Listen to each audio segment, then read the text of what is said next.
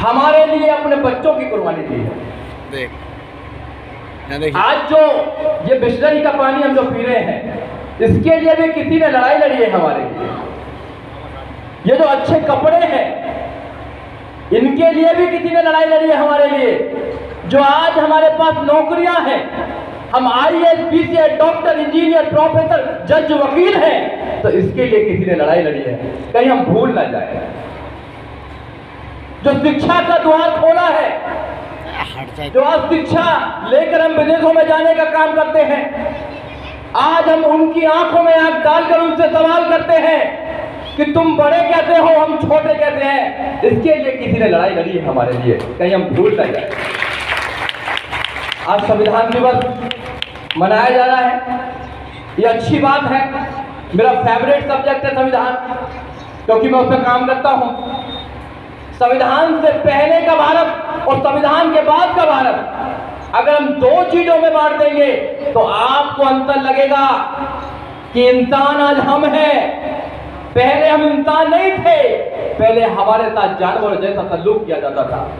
धन्य है बाबा साहब डॉक्टर अंबेडकर, जिन्होंने इस पीड़ा को समझा और जितने भी महापुरुष काम कर रहे थे, उन महापुरुषों की पीड़ा को संविधान के अंदर उतार दिया, लिखित में दे दिया आपको कि आप इस देश के राजा बन सकते हैं। पर अफसोस कि हमने बाबा साहब डॉक्टर अंबेडकर की बात को नहीं समझा बाबा साहब डॉक्टर अंबेडकर की पीड़ा को। हम लोग बाबा साहब डॉक्टर अंबेडकर की पीड़ा को बताने आए हैं। वी आर द मैसेंजर, हम तो मैसेंजर हैं, हम तो पोस्टमैन हैं। हम तो बाबा साहब डॉक्टर अंबेडकर की चिट्ठी आपको देने आए हैं, आपको बताने आए हैं कि बाबा साहब डॉक्टर अंबेडकर क्या चाहते थे आप लोगों के लिए।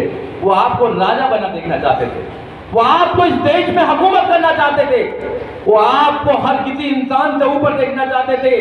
ऐसी कोई सी बात हो गई कि आज भी हम मूछों के नाम पर मारा जाता है।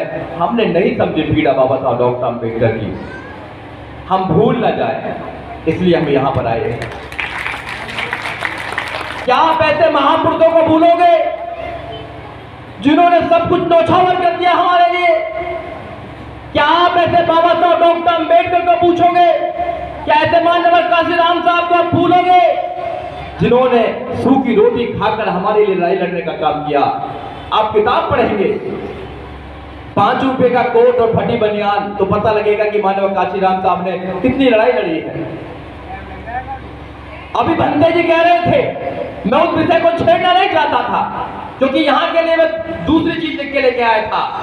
मगर भंते जी ने कहा कि वोटिंग का अधिकार बाबा साहब डॉक्टर अंबेडकर विदेश से लड़कर आए थे। बिल्कुल ठीक कह रहे थे भंते जी।